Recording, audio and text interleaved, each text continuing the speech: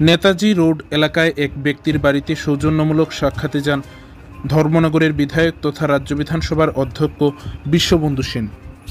14ই মে মঙ্গলবার সকাল আনুমানিক 11টা নাগাদ উত্তর ত্রিপুরা জেলার জেলা সদর ধর্মনগর শহরের নেতাজি রোড এলাকায় এক ব্যক্তির বাড়িতে যান ধর্মনগরের বিধায়ক তথা রাজ্য বিধানসভার অধ্যক্ষ বিশ্ববন্ধু সেন।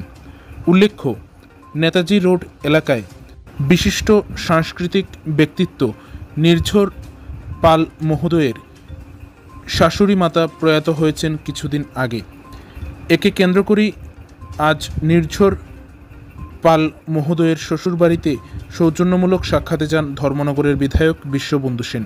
সেখানে গিয়ে তিনি ওনার পরিবার পরিজনদের সাথে দেখা করেন এবং নির্ঝর পাল মহোদয়ের শাশুড়ি মাতার আত্মার শান্তি ও সদ্গতি কামনা করেন এবং পরিবার পরিজনদের সাথে কথাবার্তা বলার পর তাদের হাতে সামান্য হবিষান্ন নিবেদন করেন ধর্মনগরের বিধায়ক তথা রাজ্য বিধানসভার অধ্যক্ষ বিশ্ববন্ধু সেন।